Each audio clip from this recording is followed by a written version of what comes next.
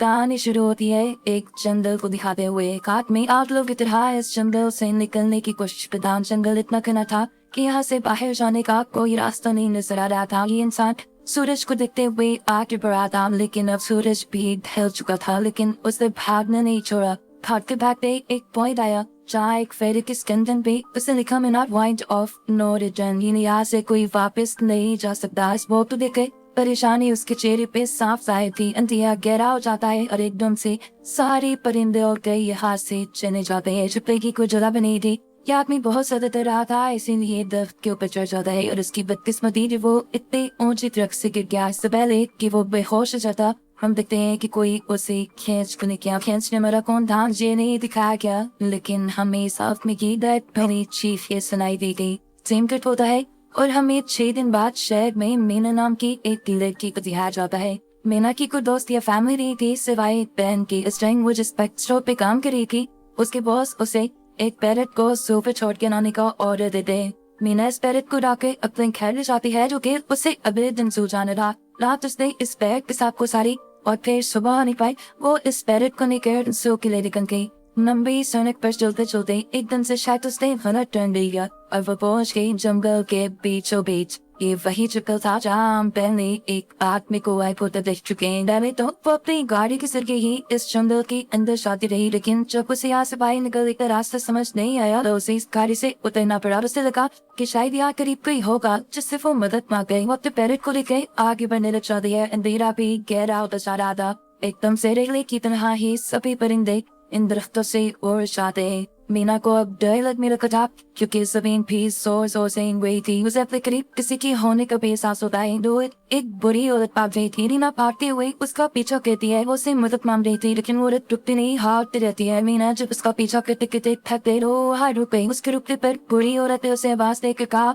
अगर जिंदा रहना चाहती हो तो तेजी से भाग कर हमारी तरफ आओ। ये सुनते ही मीना दोबारा उस बुरी औरत की तरफ भागी और वो बुरी औरत उसका हाथ पकड़ के उसे एक घर में ले आई। घर आते ही उसने इस घर को अनलॉक कर दिया। ये कोई घर नहीं था, बल्कि एक काफी अजीब कमरा था जिसपे एक बहुत बड़ा सा मिरर लगा हुआ था। इस बुरी औरत के साथ क्या 2 और लोग भी थे। मीना घबरा कर इन लोगों से पूछती है ये कौन सी जगह है।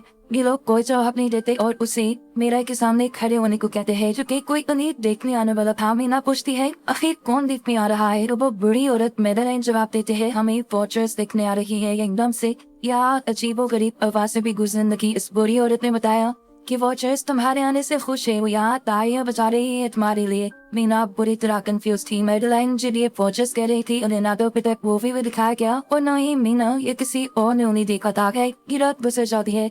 सुबह होने पर ये लोग इस जगह से बाहर निकल आते हैं। मेडलाइन बताती है कि वो वॉचर्स सिर्फ रात में बाहर निकलते हैं, दिन के वक्त हम लोग जंगल में आजाद घूम सकते हैं। मीना को इस जंगल पे नहीं रहना था, वो यहाँ से निकलने के लिए आगे बढ़ जाती है, पर मेडलाइन कहती है ये तुम्हारा अच्छा फैसला नहीं। इस जंगल से बाहर निकलने का कोई रास्ता नहीं है। रात होने से पहले हमें इस घर में वापस आना पड़ता है। अगर तुम लेट हो गई तो तुम अपनी जान से हाथ पर बैठोगी। मीना किसी की बात नहीं सुनती और अपने पैरट को लिए आगे बढ़ती रहती है। आगे बढ़ने पर उसे भी वही साइन दिखाए थे, point of no return money. इन्हें देखकर वो घबरा तो भी, लेकिन पहले वाली लड़की की तरह ही वो सूरज को देखकर सूरज की डायरेक्शन में आगे बढ़ती रही, पर जंगल से निकलने में कामयाब नहीं हो सकी। तब से उस जमीन के नीचे हलचल महसूस हुई। वो डर गई और वापस उसे घर की तरफ भागी। वो हार चुकी थी। यहाँ मेडलाइन उसे हौसला देती है और कहती है सिर्फ तुम ही नहीं जिसने यहाँ से निकलने की कोशिश की और हार गई, हम भी तुम्हारी तरह ही हार कर क्या रुके। यहाँ से बाहर निकलने का कोई रास्ता नहीं। ये जंगल आत्माओं को अपनी तरफ लेकर आता है और फिर अजीब अजीब चीजें इंसानों को दिखाता है। ये तुम्हें पागल भी कर सकता है, इसीलिए अगर जिंदा रहना चाहती हो तो हमारे साथ ही रहो। ये जंगल एक शिकारी है और हम सब उसका शिकार। मेडलाइन उसे पॉइंट ऑफ नो रिटर्न वाले काफी सारे साइन बोर्ड दिखा दिया है, जो कि जंगल में गोल दायरे में लगाए गए थे। मेडलाइन बताती है कि हमारे घर से आधे दिन के फासले लगे, अगर इससे आगे गए तो वापस लौटना मुश्किल हो जाएगा, इसलिए कभी भी तुम्हें नजर आए तो तुम इन्हें इग्नोर मत करना। मीरा पूछती है ये सब किसने बनाया, तो वो जवाब देती है ये एक प्रोफेसर ने बनाया था। रात जाती है कि लोग वापस उस घर के अंदर आ जाते हैं। हर रात वॉचर्स उन्हें देखने के लिए आते थे। आज की रना में लड़की उनके सामने डांस करती है और कहती है ये सब बड़े पसंद है। ऐसा नहीं था कि इन चारों को हर रात वॉचर्स के सामने खड़ा ही रहना पड़ता था। ये लोग जो चाहते वो कर सकते थे, लेकिन उनकी तरफ अपनी कमी नहीं कर सकते थे। रात में तो इन्हें सिर्फ वॉचर्स का मसला था, लेकिन दिन में भी इन्हें बहुत मुश्किलों का सामना करना पड़ता था। ये जंगल से हर रोज कुछ न कुछ हैंग करके लेके आते थे, जिनसे इनका गुजारा होता था। अगले दिन कीरा और मीना दो रोज जल्दी में खाना पीता करने के लिए जाती है। मीरा कीरा से सवाल कहती है आखिर की वॉचर्स चाहते क्या है। हीरा बताती है मुझे भी कुछ खास नहीं पता, लेकिन मैंने ना इनके पास एक थ्योरी है। इसके मुताबिक ये वॉचर्स हमें देखते हैं, हमें ऑब्जर्व करते हैं, लेकिन अगर हमने इन वॉचर्स को देखा तो हम पागल हो जाएंगे। हीरा उसे एक ग्रह दिखाती है और कहती है ऐसे बहुत से ग्रह जंगल में मौजूद है जिनकी वजह सारे वॉचर्स इन ग्रहों में रहते हैं और रात में वो यहाँ से बाहर निकल आते हैं। मीरा कीरा को बताती है कि उन्हें यहाँ पर से वे 6 महीने हो गए। कीरा का हस्बैंड जंगल में रास्ता ढूंढने के लिए निकला है, मेरे कि वो जरूर रास्ता ढूंढ कर वापस आएगा और वो लोग यहाँ से बाहर निकल पाएंगे। हमें मालूम होता है कि असल में कीरा का हस्बैंड वही आदमी था जिसे हमने मूवी के स्टार्ट पे दिखा, जिससे को यहाँ से ही ले गया। अपने घर के करीब वापस आने पर मेडलाइन मीना को 3 रूल समझाती है यहाँ पर जिंदा रहने के। सबसे पहला वो रात के बाद अपना घर का दरवाजा नहीं खोलेगी। दूसरा कि रात में वो आईने की तरफ अपनी कमाई नहीं करेगी। और तीसरा ये कि दिन के वक्त वो उन ग्रहों के पास नहीं जाएगी और जितना हो सके रोशनी में रहेगी। अब इस रात मीना उन वॉचर्स के बारे में जानना चाहती थी, इसलिए वो मीरा के साथ कान लगाकर आवाज़ें सुनने की कोशिश करती है। जब उसे कुछ सुनाई नहीं देता तो वो मीरा की तरफ अपनी कमर कर देती है। और ऐसा कहने पर उन वॉचर्स को गुस्सा आ था। वो लोग जोर जोर से उस मिरर को मारने लग जाते हैं, यहाँ तक कि मीरा के अंदर क्रैक भी आ जाता है। शोर से मेडलाइन बोल जाती है और वो मीना को मीरा की तरफ खड़े रहने को कहती है। ऐसा कहने पे उनका गुस्सा ठंडा हो सकता था। ये अब बिखर जाते हैं और अगले दिन मीना एक डगमील के साथ शिकार पर निकलती है। मीना क्योंकि अपने अच्छे दिन में ज़ाया नहीं करना चाहती थी, इसलिए वो यहाँ से निकलने की तैयारी कर रही थी। वो डेनियल से पूछती है क्या आज तक तुमने किसी वॉचर को देखा। डेनियल ने नाम में जवाब देता है। अब मीना डेनियल को समझाती है मुझे लगता है कि ये सब मेडलाइन की बनाई हुई कहानी है जिसके अंदर वो हमें फंसा रही है। हमें जरूर इन ग्रोह को जाकर चेक करना चाहिए, शायद हमें यहाँ से बाहर जाने का कोई रास्ता बन जाए। डेनियल जो कि खुद यहाँ से बाहर जाना चाहता था, न की बातें मान लेता है। और अब मीना अपने साथ रस्सी बांध कर उस गड्ढे के अंदर उतरती है। रस्सी का दूसरा सिरा डेनियल पकड़ा हुआ था कि अगर मीना वो कुछ भी हो वो जल्दी से मीना को बाहर की तरफ खींच ले। मीना नीचे गड्ढे में पहुंच जाती है जहाँ उसे बहुत सारे इंसानों का सामान मिलता है। मीना इस सामान को इकट्ठा कर लेते हैं। जरूर वो जंगल में फंसे हुए इंसानों पर सामान होगा, जिससे के सहारे मीना और डेनियल उस सामान को बाहर ले आते हैं। और इससे पहले कि मीना उस घर से बाहर निकलती उसे गड्ढे के अंदर किसी की उंगलियां दिखाई दे दें। वो ठीक से तो नहीं देख पाई कि क्या चीज थी, लेकिन वो डर गए। लोग उस सारे सामान को लेकर अपने सेफ हाउस में आ गए, जहाँ मेडलाइन ने से पूछा ये सामान तुम्हें कहाँ से मिला। ये लोग झूठ बोल देते हैं कि ये सामान उन्हें जंगल से मिला है। मेडलाइन को इस जंगल में रहते हुए बहुत अरसा हो चुका था और जानती थी कि ऐसा सामान उसे जंगल से नहीं बल्कि गड्ढे से मिला होगा। वो मीना से पूछती रह जाती है बताओ तुमने गड्ढे के अंदर क्या देखा, लेकिन मीना उसे कुछ नहीं बताती। अभी लोगों को गड्ढे से कैमरा भी मिला था। इस कैमरा को सीसीटीवी कैमरा बना के डेनियल और मीना इस घर के बाहर लगाते थे ताकि ये लोग भी वॉचर्स को देख पाए। मेडलाइन उनको समझाती रह जाती है कि तुम गलत कर रही हो, लेकिन ये दोनों उसकी एक भी सुनते। आज ये लोग वॉचर्स के इंतजार में बैठे रहे ताकि इन्हें वो देख पाए। अभी तक वॉचर्स नहीं आए थे, लेकिन आज इनके साथ कुछ अजीब होता है। उनका दरवाजा खटखटाया जाता है। मीरो कैमरे से देखते हैं वहाँ उन्हें इंसानी टांग दिखाई दे रही थी। बाहर जो कोई भी था वो कीरा के हस्बैंड के आवाज में बात कर रहा था। कीरा को लगा कि जरूर उसका हस्बैंड यहाँ से बाहर निकलने का रास्ता ढूंढ आया है। वो जल्दी से उठ गई कि दरवाजा खोलने के लिए जाती है, लेकिन मेडलाइन उसे रोक देती है और कहती है तुम ये दरवाजा नहीं खोल सकती, मैं जानती हूँ भाई तुम्हारे हस्बैंड नहीं है। कीरा को मेडलाइन की बातों पर यकीन नहीं था, इसलिए मेडलाइन कहती है तुम उसका इम्तिहान ले लो, तुम उससे कोई ऐसी बात पूछो जिसके बारे में सिर्फ तुम ये तुम्हारा हस्बैंड जानता हो। कीरा बाहर खड़े हुए इंसान से एक किताब के बारे में सवाल करती है जिसके बारे में उसे पता होना चाहिए था, लेकिन जब बाहर खड़ा हुआ इंसान कोई जवाब नहीं देता तो ये समझ आते हैं कि ये वॉचर ही है। ये जब दरवाजा नहीं खोलते तो वॉचर इनके बाहर लगाए हुए कैमरा को तोड़ देता है। सभी वॉचर अब उससे मैच पे थे। उनकी खैर के बाहर लगा हुआ शीशा पे तोड़ने वाले थे, लेकिन ये सब लोग शीशे के सामने खड़े हो जाते हैं। उनके कहने पर वॉचर्स ने शीशा तोड़ना बंद कर दिया और वो इनको मारने नहीं आए। रात इनके सारी काफी सारी गलत चीजें हो गई थी, इसलिए डेनियल और मीना ने डिसाइड किया कि वो मेडलाइन को सच बता देंगे कि वो गड्ढे में गए थे। और इस बात से वो बहुत ज्यादा गुस्सा हो जाती है कि उन्होंने एक रोज तोड़ दिया था। मेडलाइन उस गड्ढे से लाया हुआ सारा सामान उठाकर वापस उसी गड्ढे में फेंक देते हैं और अब ना चाहते हुए मीना भी नहीं रहने वाली थी। वक्त गुजरता गया, मौसम भी बदल गया। स्थिति आ गई थी, लेकिन अभी तक किलो किए फंसे थे।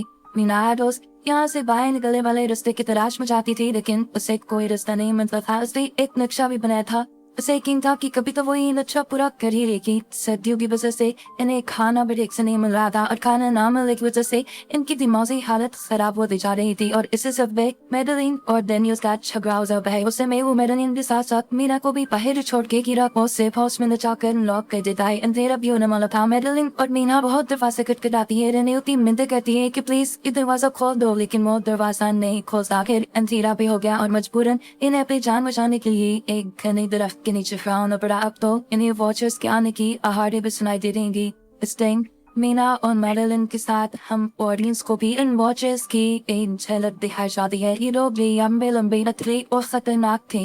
अपने घरों से निकल कर ये सब इंसानों को देखने के लिए इस सेफ रूम तक पहुंचते हैं। और जब ये लोग देखते हैं कि मीना और मेडलिन महान रही है और को खाने के लिए ये लोग जंगल में उन्हें ढूंढने लग जाते हैं। और इनके ये चस्के हो जाते ही मीना और मेडलिन को मौका मिल जाता है दोबारा अपने सेफ हाउस तक आने का। इस मरतबा वो जोर जोर से दरवाजा खटखटाते हैं और आखिर डेनियल उनके लिए दरवाजा खोल ही देता है। ये लोग घबराए हुए थे क्योंकि इन लोगों ने अब वो देख ली थी। मेडलिन इन सबसे आकर कहती है, मैंने तब से झूठ बोला था, मैं यहाँ पे फंस गई। असल में मैं इन्हीं क्रिएचर्स की तलाश में यहाँ आई थी, क्योंकि मैंने किताबों में पढ़ रखा था कि ये सारे क्रिएचर्स बढ़िया है, फेरीज है। लेकिन यहाँ आकर मैंने जब इन्हें देखा तो मुझे पता चला ये तो मॉन्स्टर यानी राक्षस हैं, और साथ ही साथ काफी अक्लमंद भी। ये लोग भेस बदल सकते हैं। मैंने जिसको देखा था उसने बिल्कुल मेरे जैसे एक रूप बना था, बस उसके बाल थोड़े पिके हुए और आंखों के नीचे गरे थे। मैंने उनकी इन हरकतों से अंदाजा लगाया कि वो हम जैसे बनने के लिए हर रोज कुछ सीखते हैं। इसलिए ये हर रोज आकर हमें ऑब्जर्व करते हैं और जो काम हम कहते हैं ऐसे ही काम ये लोग कहने लग जाते हैं। इनकी इन्हीं बातों की तरह दोबारा दरवाजे पे खटखटाहट होती है। ये क्रिएचर्स अब इन्हीं की तरह बोल रही थी। वो अंदर आना चाहती थी, लेकिन ये दरवाजा नहीं खोल सकते थे। अगर ये दरवाजा ना भी खोलते फिर भी क्या हो जाता, उन क्रिएचर्स में इतनी ताकत थी कि वो इस लोहे के दरवाजे को तोड़ के अंदर आ जाए। इन लोगों को भी छुपना था, सभी को कुछ समझ नहीं आ रही थी। पर अचानक डेनियल की नजर फर्श पे पड़ती है। यहाँ फर्श थोड़ा ऊपर नीचे था, वो जैसे कारपेट उड़ाकर दिखता है। तो नीचे एक बंकर था। ये लोग बिना उत्साह की उस बंकर का दरवाजा खोल के उसके अंदर चले जाते हैं और फिर बंकर बंद कर लेते हैं। ये लोग इस चीज से हैरान थी कि बंकर इतने अरसे से याद आ, और इन लोगों को पता भी नहीं चला इस बंकर के नीचे बहुत फैसिलिटीज थी, हजारों दिन का खाना, बहुत सारे टीवी, टेक्नोलॉजी और भी बहुत सा जरूरत का सामान रखा था। मीना जानना चाहती थी क्या है ये जगह, किसने बनाई, इसलिए वो उस कंप्यूटर को ऑन कर देती है। इस कंप्यूटर में इंटरनेट तो नहीं था, लेकिन बहुत सा डेटा सेव था जिसे खोलने पर इन्हें पता चलता है कि ये सारी जगह डॉक्टर मार्टिन ने बनाई थी। ये प्रोफेसर में प्रोफेसर को इन क्रिएचर्स के बारे में पता था और इन क्रिएचर्स पर रिसर्च करना चाहता था, इसलिए उसने ये बंकर बनाया था। वो इस बंकर बनाता था वैसे को लालच देकर वो दूसरे इंसानों को यहाँ लेकर आता था और जाग के बाद उन्हें ऊपर रूम्स पर छोड़कर वो इस मंदिर में आकर छुप जाता था और वो मॉन्स्टर फिर उन इंसानों को खा जाया करते थे। अपनी सारे रिसर्च के दौरान डॉक्टर मार्टिन बताते हैं कि ये जो कोई मॉन्स्टर नहीं बल्कि असल में फेरीज थी जो पहले इंसानों के साथ रहती थी, लेकिन फिर इंसानों ने इन्हें धोखा दिया। इन्हें यहाँ जंगलों में फंसाकर वो यहाँ से निकल गए और काफी साल जमीन के नीचे रहने की वजह से इनका जादू और इनके पैर चले गए। डॉक्टर मार्टिन बताते हैं कि सानी रिसर्च के दौरान उन्हें एक सबसे अलग फेरी मिली जो रोशनी में भी उन घरों से बाहर आ सकती थी। वो अच्छी थी, उसे डॉक्टर मार्टिन को मारा नहीं, डॉक्टर मार्टिन उसे यहाँ ले आया। वो फेरी मार्टिन के साथ रहकर सब कुछ सीख गई, लेकिन थोड़ी अर्से बाद इन दोनों के अंदर कोई लड़ाई हो गई। इस कंप्यूटर में बहुत सी वीडियोस थी और हर वीडियो में डॉक्टर मार्टिन ने कुछ न कुछ बताया हुआ था। मीना बस ये जानना चाहती थी कि आखिर में क्या हुआ। इसलिए वो सबसे आखिरी वीडियो प्ले करते हैं जिसमें वो दिखती है कि प्रोफेसर खुद को और उस फेरी को मारने वाली महीने से पहले वो इस जंगल में फंसे हुए लोगों के लिए यहाँ से निकलने का रास्ता बता देता है और कहता है कि शाम में जिस डायरेक्शन में परिंदे भागते हैं उसी डायरेक्शन में भागने से वो लोग इस जंगल से निकल सकते हैं। उसने इस रिकॉर्डिंग मैसेज में कहा था कि अगर कोई इस जंगल से निकलने में कामयाब हो गया तो यूनिवर्सिटी में जाकर मेरी सारी रिसर्च तबाह कर देना, बस कुछ राज से रहने चाहिए।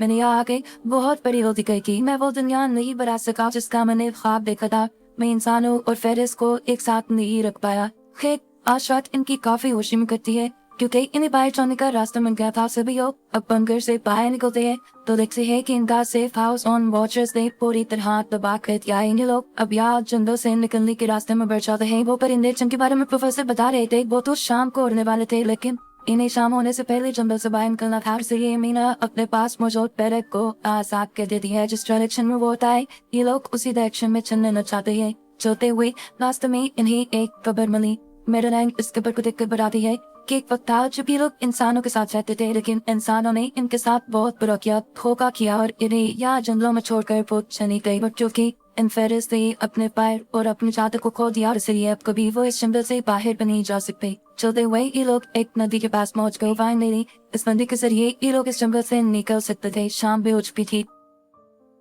वो फेरिस, वो वॉचर्स अब जमीन से बाहर निकलने लगे थे। इससे पहले कि ये लोग डॉक्टर मार्टिन की बोट में बैठ के क्या से दूर चले जाते हैं, को यहाँ अपना साथी जॉन मिल जाता है। वो जख्मी हालत में था। देर में उसकी मदद के आगे बढ़ता है। बाकी सब अपनी बोट में बैठ गए थे। इससे पहले कि डेनियन वापिस आता, ये लोग देखते हैं कि डेनियल जिसकी मदद करने गया वो कोई इंसान नहीं बल्कि रूप बदलने वाली फेरी थी, जिसने अब उनकी आंखों के सामने डेनियल का रूप ले लिया था। ये सब लोग डेनियल के लिए कुछ नहीं कर पाते।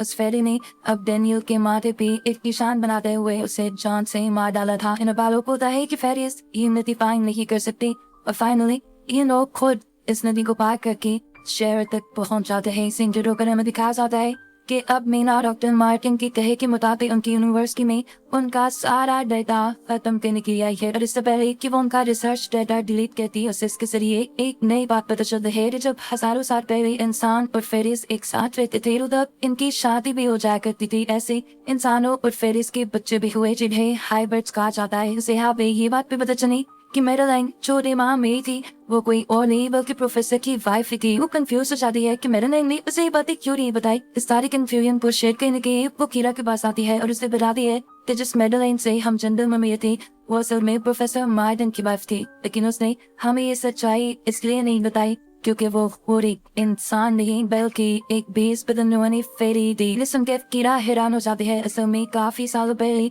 प्रोफेसर की वाइफ मेडलाइन लेंस कैंसर की वजह से मर गई थी। प्रोफेसर उनसे बात करते थे, वो उनके साथ ही रहना चाहते थे। और फिर प्रोफेसर को पता चला इन भेस बदलने वाली फेरीज के बारे में। अपनी वाइफ की फोटो दिखाते हुए उसने उस फेरी को मेडलाइन जैसा बना दिया। अभी ये सारी बातें मीना बता ही रही थी तो एकदम से उसे पता चला कि वो ये सारी बातें कीरा को नहीं बल्कि मेडलाइन को ही बता रही है, जिसने इस वक्त कीरा का भेस बदला हुआ था। जैसे ही असली कीरा यहाँ आती है, मेडलाइन उसे बेहोश कर देती है, जिसके बाद वो फुल मीना पे हमला करने की आगे बढ़ती है ताकि उसका राज ही रहे। इससे पहले जब वो मीना को मार देती उससे कहती है मैं इकलौती थी जो जंगल में सबसे अलग थी। वहाँ सारी फेरिस मेरा मजाक उड़ाती थी। मैं दिन के वक्त पे बाहर निकल सकती थी। इसी गुस्से में उन्होंने मुझे वहाँ से बाहर निकाल दिया। अब मीना उससे कहती है तुम अलग में थी, तुम बहुत ज्यादा खास थी। असल में तुम हाइब्रिड हो, आधे इंसान और आधे फेरी हो। इसी वजह से तुम फेरिस के साथ भी रह सकती हो और इंसानों के साथ भी, और यही वजह है कि तुम उस जंगल से बाहर निकल आई। मीना के सारे सच बताते ही एकदम से मेडलाइन के पास उसके पैर और उसके जादू वापिस आ जाता है, जिसके बाद वो मीना को यही छोड़ के यहाँ से उड़ जाती है। अब कहानी कुछ हफ्तों बाद की दिखाई जाती है जहाँ मीना अब अपनी बहन के पास गई है जंगल, और फिर पहले सारे वाक्य के बाद वो काफी डर गई थी और अब वो अपनी बहन के साथ ही रहना चाहती थी। उसने अपनी बहन को बताया और मुझे लगता है कि वो फेरी अभी भी मेरा पीछा करती है। और मीना की बहन उसे कहती है हम डरो नहीं, कुछ नहीं होगा। और कहानी के आखिरी सीन में हमें एक बच्ची को दिखाया जाता है जो कि इस वक्त भी मीना के घर के नीचे थी। ये कोई और नहीं बल्कि वो फेरी मेडलाइन ही है जो इनकी दुनिया में इस बच्चे के रूप में रह रही है। और इसी को दिखाते हुए ये कहानी यहाँ खत्म हो जाती है।